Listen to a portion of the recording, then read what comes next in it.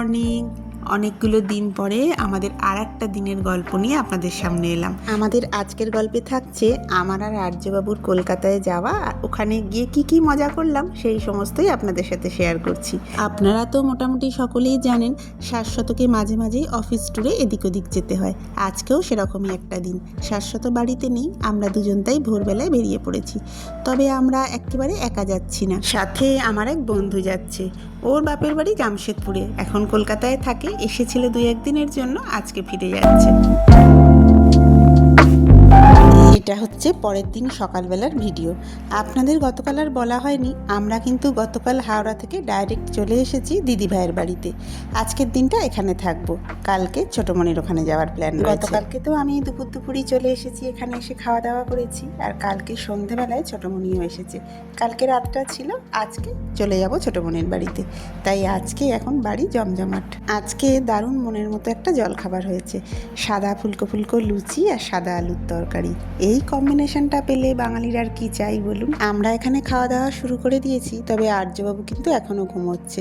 আসলে কাল রাত্রিরে অনেকক্ষণ পর্যন্ত সোহার সাথে খেলেছে, এখন ঘুমোচ্ছে, আমি ডাকবো না। একবার উঠে পড়লেই তো সারাদিনের জন্য ইঞ্জিন আবার ছুটবে। আমি এখন খেয়ে নিই, তারপরেও যদি দেখি আর্য ঘুমোচ্ছে তখন না ডেকে তুলে দেবো।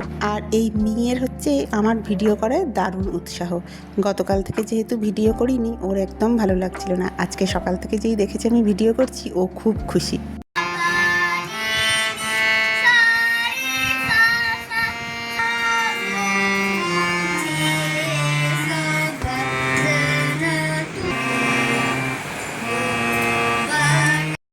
দিদির সঙ্গীত চর্চা হলো, আর দিদির গান শুনে মহারাজের ঘুম ভেঙেছে। এখন ফ্রেশ হয়ে একটু আদর খাওয়া হচ্ছে, এরপর ব্রেকফাস্ট হবে। আর্যবাবুরও এটা খুব পছন্দের খাবার। সকাল সকাল ঘুম থেকে উঠে ফুলকো লুচি পেয়ে মুখে আর ছেলের হাসি ধরছে না।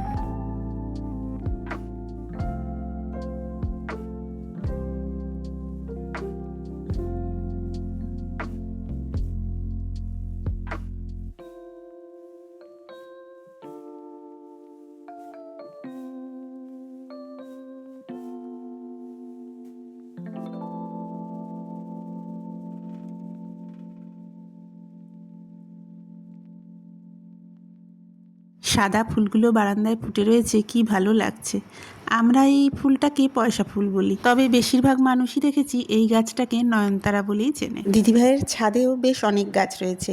কালকে বিকেলবেলা একবার গিয়েছিলাম, আজকে যদি সময় সুযোগ পাই যাবার আগে একবার যাব। তবে এখন ওই যে দূরে মাছের বাজারটা দেখতে পাচ্ছেন নিচে, ওইখানে একবার যাব ভাবছি। টাকা এদিকে টাকা, দুজনেই এদিকে টাকা। আমার 2 শাগরেদকে নিয়ে আমি নিচে নেমে পড়েছি। এখন যাবো এই বাজারটায়। দিদিভাইয়ের ফ্ল্যাটের একদম নিচেই খুব সুন্দর বাজার বসে, সবজি আর মাছের। ওপরে ঘর থেকে বারান্দা থেকে খুব সুন্দর দেখা যায়। দেখে মনে হলো একটু নিচ থেকে ঘুরে আসি। এখন অনেকটা বেলা হয়ে গেছে, তাও দেখলাম বেশ সমস্ত দোকানই রয়েছে। সবজি, অনেক রকম মাছই রয়েছে। তবে হ্যাঁ, আরো সকাল সকাল এলে আরো ভালোভাবে দেখা যেত। আজকে সকাল থেকেই আকাশ মেঘলা, তবে এখনো পর্যন্ত বৃষ্টি হয়নি। তবে আমরা যেই বাজারে এলাম মুষলধারে বৃষ্টি চলে এলো। কোনো রকমের ছুটে আমরা ভেতরে চলে এসেছি। ছাতা আনিনি, ওরা দুজনেই ভিজে যাবে। এই যে দুজনের অবস্থা, বৃষ্টিতে ভিজে ঠান্ডা লেগে যেতে পারে বলে আমি তো ছুটে চলে এলাম, তবে এরা দুজনে ভিজে বেশ খুশি হয়েছে। এদিকে আমরা নেমেছি দেখে দিদিভাইও গেছে, তবে ও ফোন নিয়ে নামেনি। ও ভেবেছে আমাদের সাথে নিচে গিয়ে দেখা হয়ে যাবে, এদিকে বৃষ্টি এসে যাওয়ায় আমরা উপরে উঠে এসেছি। তবে ও ছাতা নিয়ে গেছে, এটাই বাঁচোয়া। আর আমরা নিচে গিয়ে ভিজে গেছি বল। হ্যাঁ, আমরা নিচে গিয়ে ভিজে গেছি। হচ্ছে ও ভিডিও করেছে বৃষ্টি হচ্ছে, আহানবাবু ভিজে গেছে, 3 জনে। আর্যবাবু টুকি ভিজে গিয়েছিল বলে ওরা এসেই আগে চান করে নিয়েছে। আর চানের পর আর্যবাবুকে ক্রিম মাখানোর দায়িত্ব আজকে দিদির। ওরা এখানে খেলুক, আমি ঝট করে চানটা করে আসি।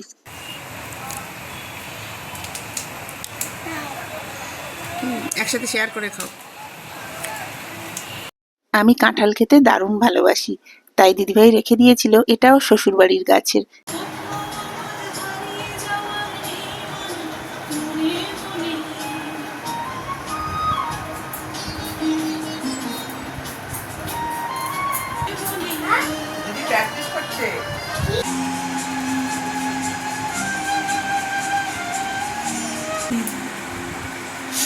ঝড়ো পারাবার অন্তরে ভাবিবার উদ্বেগে তাকাই না বাইরে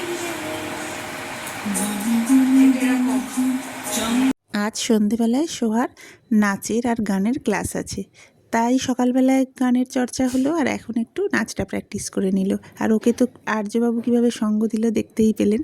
তো এখন মোটামুটি আমরা সবাই রেডি হয়ে গেছি, ওই 6টা নাগাদ একসাথে বেরিয়ে যাব।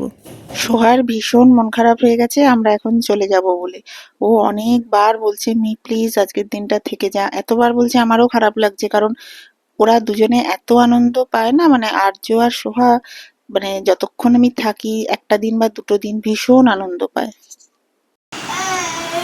এখন আমরা সাইকেল নিয়ে খেলছি। এখন হচ্ছে মা রেডি হয়ে যাক, তারপরে হবে লাইট জাম্পার ফাইট। আচ্ছা, বিহানও ছোটবেলায় ঠিক এরকমই ছিল, এখন অবশ্য একটু বড় হয়ে গিয়ে বুঝতেও শিখে গেছে আর পড়াশোনার ভীষণই চাপ। ছোটবেলায় ও তো রীতিমতো পুরো কান্নাকাটি জুড়ে দিত, কতবার এরকম হয়েছে ও আন্দুল থেকে যখন বাড়ি ফিরবে এত ওর মন খারাপ হয়ে গেছে, কান্নাকাটি করছে, ওর সাথে আবার আমি চলে এসেছি। আর সত্যি 4-5 দিন যখন ও আন্দুলে থাকতো তারপর চলে আসতো দিদিভাই, কি যে মন খারাপ লাগতো, রীতিমতো কান্না পেয়ে যেত আমারও। আর এখন আর্য আর সোহা যখন খুব খেলে ও মাঝে মাঝে এসে দাঁড়ায়, খানিকটা সময় থাকে আবার চলে যায়, যেটা হয় উঁচু ক্লাস হয়ে গেলে পড়ার চাপ। আকাশটা কি ভালো লাগছে, তাই বেরোবার আগে একটু বারান্দায় এসে দাঁড়ালাম।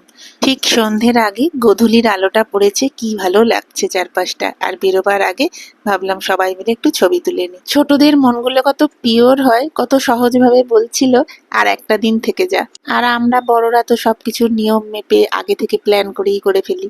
আজকে তো যাচ্ছি ছোট বোনের বাড়ি, কাল চলে যাব ব্যারাকপুর। ও আর আমি একা যাব, আমাদের সঙ্গে কেউ যাবে না বলে।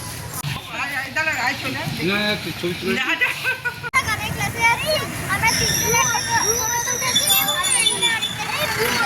একসাথেই বেরোলাম সবাই মিলে।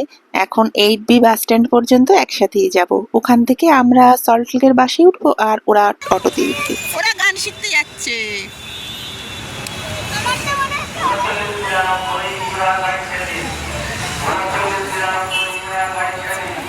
একসাথে টোটোয় উঠতে আর্য ভেবেছে ও বোধহয় দিদির সাথেই যাচ্ছে। এখানে এসে যেই আলাদা হয়ে গেলাম, ওর মনটা ভীষণ খারাপ হয়ে গেছে, খানিকক্ষণ একটু কান্না হলো, তবে আজকে দুপুরে ঘুমোয়নি তো, বাসে উঠেই ঘুমিয়ে পড়েছে। বেশ ট্রাফিক রয়েছে, এই সন্ধ্যের টাইম তো, আমরা আবার খানিকটা রাস্তায় এসে দাঁড়িয়ে পড়েছি। আজকে মঙ্গলবার, ভাবছি একটু মন্দিরে প্রণাম করে যাব। জিডি মার্কেটে একটা খুব বড় বজরংবলীর মন্দির আছে, সন্ধ্যের সময় আরতি হবে, ভালোই হবে। তো ভাবছি এখন জিডি মার্কেটে নেমে ওখানে যাব আগে, তারপরে বাড়িতে ঢুকবো। আর্য এক ঘুম দিয়ে এখন উঠে পড়েছে আর আমরা নেমে চলে এসেছি এই মিষ্টির দোকানে। এখান থেকে পুজোর একটু মিষ্টি নিয়ে নেবো আর এর পাশেই মন্দির। এখান থেকে বাড়ির জন্য একটু মিষ্টি নিয়েছি আর পুজোর মিষ্টিটা নিলাম। তবে এখানে গরম গরম এখন অমৃতিও ভাজছিল, তবে সেটা আর নিইনি। আর এই যে মন্দিরে চলে এসেছি। আর যে জুতোটা পরে নাও, চিপসের দোকানে যাবো।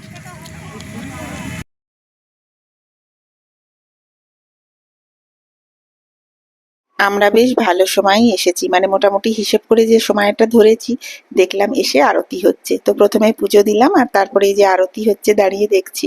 এবার অবশ্য রিকশায় উঠে সোজা বাড়ি, আর কোথাও দাঁড়াবো না। অনেকটাই রাত হয়ে গেছে, এখন প্রায় 8:30 বাজে। আর এসেই চা করে দিয়েছে ছোটমণি। আপনাদের বোধহয় আগে বলা হয়নি, ছোটমণি কিন্তু আগেই বাড়ি চলে এসেছিল, মানে বাস থেকে নেমে ও সোজা বাড়ি চলে এসেছে আর আমরা মন্দির হয়ে এলাম। তো এসেই চা খেয়েছি আর এই হচ্ছে আর্যবাবুর ডিনার। এসে হাত মুখটা ধুয়েই আর্যকে খাইয়ে দিচ্ছি। আসলে আর্য সন্ধ্যেবেলা কিছু খায়নি, এখন একটু খিদে পাচ্ছে। আর্যর খাওয়া কমপ্লিট হয়ে গেছে আর আর্যকে খাইয়ে দিয়ে আমিও বসে পড়লাম খেতে। আমার দুটো রাখা আছে, আছে